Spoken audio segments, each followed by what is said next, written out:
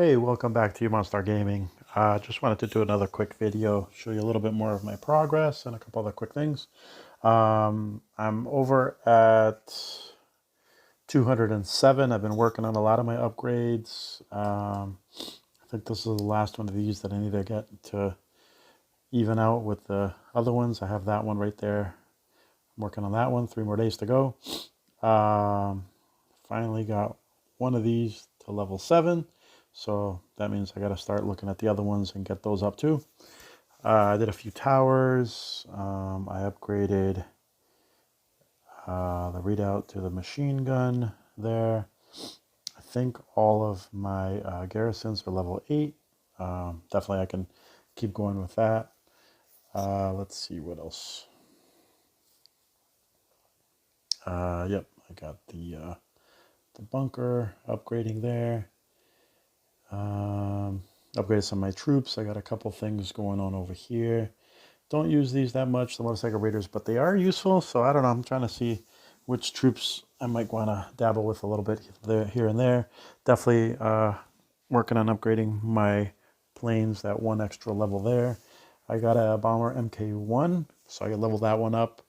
At some point, I might upgrade that to MK2 because they are pretty devastating if you have a nice run with them.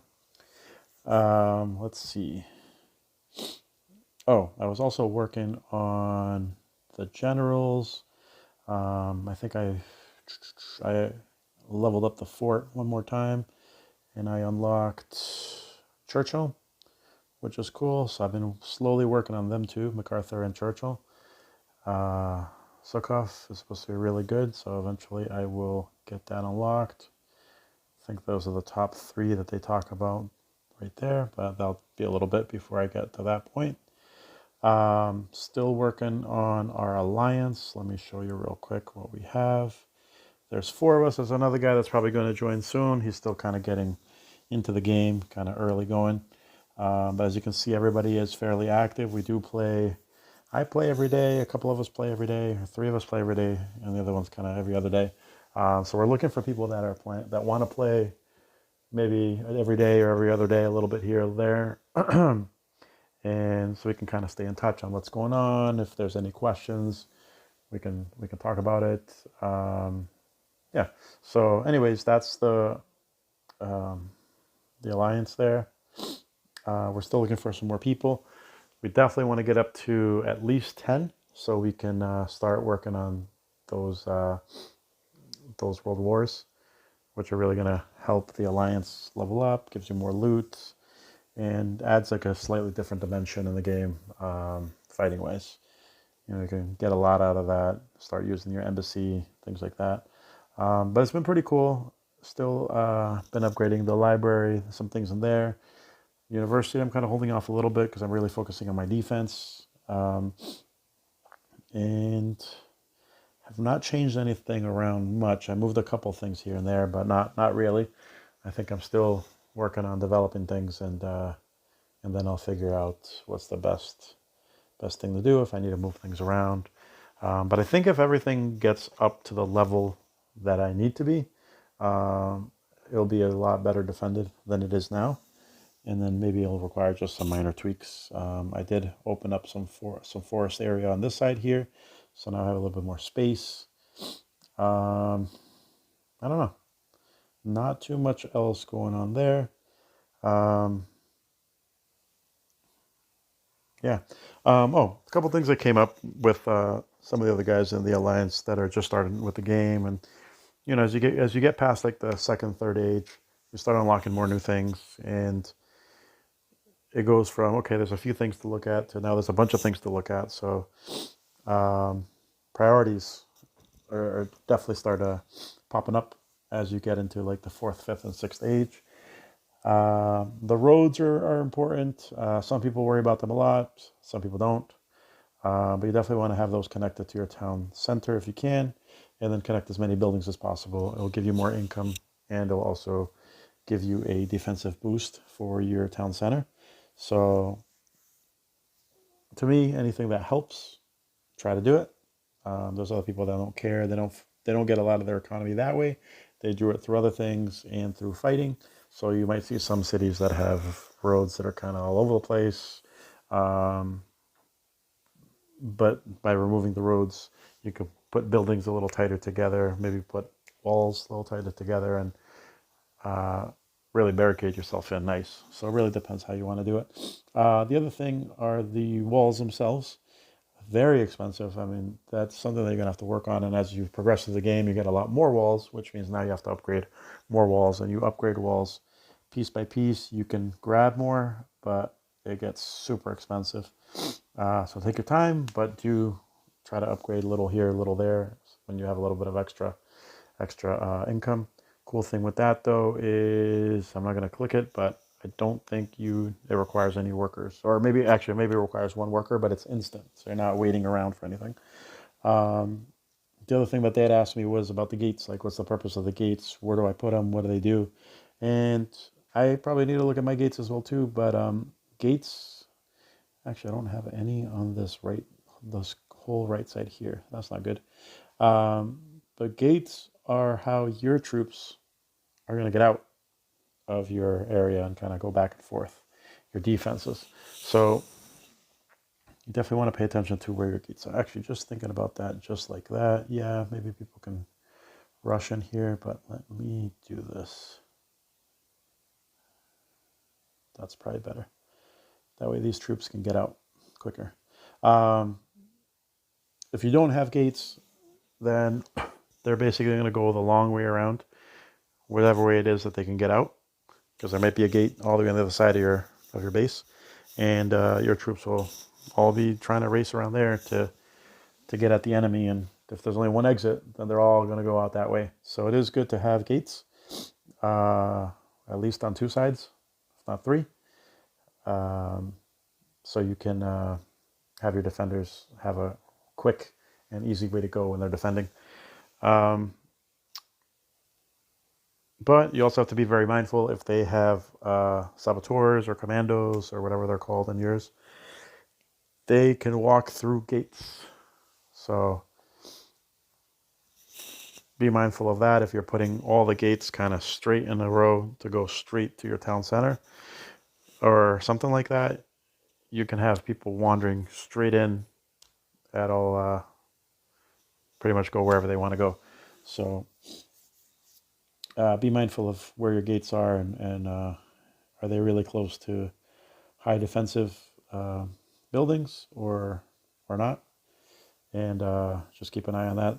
The other question was, how do I rotate them? So you kind of can't rotate them, but they will connect to whatever wall you put next to them. So they will align with that wall, depending on how you put it. If the wall is kind of sticking out, then it's going to extend the wall, basically.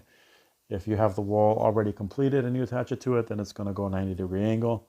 If you have the wall going the other direction, then it's going to do that. So not a ton of options there, but it's really going to connect however the walls or the thing adjacent are going to go. You can put multiple gates next to each other, like right here. I know I have a gap here, and I actually might even have a gap here, which is not good. That one is a level 8, and that one's a level 10. I like the artwork. It's really cool. When all your walls get leveled up, let's see, I go even further, then they have a little bit of, I don't know, looks like barbed wire or like metal something on the top. So I still need to level up my walls a bunch. Actually, I have some walls right here, which are doing nothing really. But yeah, be mindful of your walls. That's something that you'll probably fiddle with a lot. At the beginning, you might start with just a perimeter wall, but as you start getting more, you'll start saying you want to put like a double layer of walls somewhere to make it harder for the attacking troops to they have to get through two walls basically to get somewhere.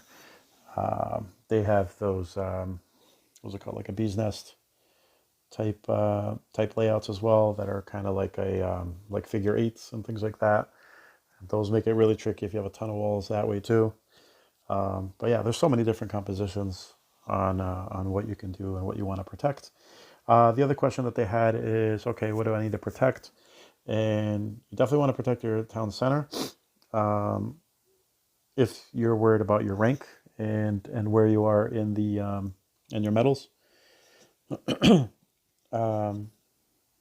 But the second thing is also, do you worry about your resources being taken? So you probably don't want to have your town center and all your resources right around them, because then they're gonna get both things, right? They're gonna get all your resources, and then they're gonna get the victory from destroying your town center. So you might want to separate them. Everybody does that different, really, too. Some of them will bait the enemy by putting them like I put mine on opposite sides, so it kind of forces them to split their forces if they're looking for resources. Sometimes they'll put all the resources on one side, which makes the enemy kind of, once again, split everything, go there, and then they still have to get in to attack. By the time they're, attacking and pillaging, your defensive troops are marching and making their way over there. There's some that don't care about ranking and they only care about their resources. They'll put all the resources inside and make sure everything is defended. And they'll even put their town center on the outside because they don't care about their metal and ranking and things like that. They just care about not getting pillaged too bad. So it really depends. You can try different formations. Also, where do you put your world wonders? Like, they're massive, right? Do you put them inside the walls? Do you put them outside? How close do you put them to other buildings? That's tricky. I would fit anything inside that would fit. There's some that are going to give you defense buffs or defense troops. I would probably put those someplace inside your walls where they can protect something else adjacent. Don't kind of put them off in the corner, because easy victory, not victory points, but yeah, I guess easy to take those down if they're just kind of wide out there in the open. So just be cognizant of where you're putting those. If you need more space, then make more space. The other thing is, where do you put your defensive buildings? Now that's a really, really tricky one. We could probably do a whole video about the do's and don'ts. Not that I follow those, because I'm lazy and I don't like moving my stuff around too much. But there are some key takeaways there of which ones should be more like in the center of your town, which ones should be more in the perimeters, which ones should be next to something else. What are you protecting? Are you protecting just randomly, or are you protecting specific things? Like, just be mindful of where you're putting your defensive buildings. And one other tip is to go in here and challenge. Ask other people in your alliance to fight against you, and ask for feedback. Like, where was the easiest side to attack me from? How were the responses? Did they come out super slowly? Were they easy? Is it super defended on one side and the other side's not? You can even fight yourself, which is awesome. You can take your own troops and fight yourself and then watch the replays. So definitely use the alliance as an advantage if you're in an alliance. Ask questions, have them fight you, get donated troops. A lot of times, if there is a player that's way advanced, they can donate troops that are from a later age. Get a feel for them, because then when you get to that age, you'll be more comfortable with, okay, this is how these respond. This is how powerful they are. This is where I could be using them. And you don't have to take them into battle. A lot of times just keeping them in your town center as defensive troops right here. I have these. Now, there's only 3 royal companions. Better than nothing, right? I mean, you might have some basic little troops in there, who knows? But better to have something there. So if that's all you're going to do, ask for the troops. Get something that's going to be really useful, and maybe just let it sit there and help you on defense. So tons more stuff that we could talk about. I just don't know what's important to you guys, like what kind of questions you might have. General questions. Unfortunately, there's no way for you to share your base so I can look at it unless you join the alliance. So if you join the alliance, I can always look at your base and we can kind of talk about it and see like where you could modify this or that, or maybe pick priorities, because that's a really hard part as you get further in the game, is picking priorities when everything looks so good. Everything looks like you should be upgrading this, that, and the other thing. Where do you go? You know, at the real beginning of the game, the library is pretty much the only thing to monitor. You just keep an eye on that, and then keep an eye on your defensive buildings, your offense troops, and just growth, right, and economy. Later on, you magnify all that once the university comes out, once you start working on the museum, once you start working on the council. Um, so don't get overwhelmed. Take the game little by little. Chip away on things that you find important. If you're battling all the time and you feel like you're not strong enough, then focus on the things that are going to make your army stronger. If you keep getting smashed on defense constantly, and you watch your replays and you see the same thing over and over, okay, they're attacking from this side, the airplanes are destroying everything, or something's destroying everything. All right, what can I do to combat that? Maybe you need to focus more on anti-air, right? So it's a really fun game. There's a lot going on. Take your time, but please ask questions below. And if it's something that I can do a video on or something that I can show like an example of, I will. And we'll keep going from there. Like I said, I'm not trying to rush to Space Age, technically. What I do want to do is I want to improve my defenses. I want to improve my offense because my fights are getting harder as I rank up. And I've tried a couple different units like setups, and I don't think I've figured that out 100% yet. It's working pretty good, but it's shifting. Um, so I am being very mindful of my defenses getting stronger, my offense getting stronger, and getting ready to go to Space Age. But I think I might delay that even once I get to level 220, because there's still so many things for me to work on here. I mean, my generals are nearly not high enough. So I was looking at that the other day, and I'm like, oof, I need to get these leveled up. And not all of them. I think I'm only going to take 3. Definitely MacArthur, Churchill, maybe Alexander or Napoleon, I don't know. And just start leveling those up as fast as I can. But yeah, like I said, this game takes time. So many different places to kind of look at of what to do. But I'm moving right along. I'm keeping my people busy. So that was the other tip. Whatever you do, keep your people busy. If you're not going to play for a day, 2 days, have them all working. Battle a bunch, get a bunch of resources, and just put them all to work.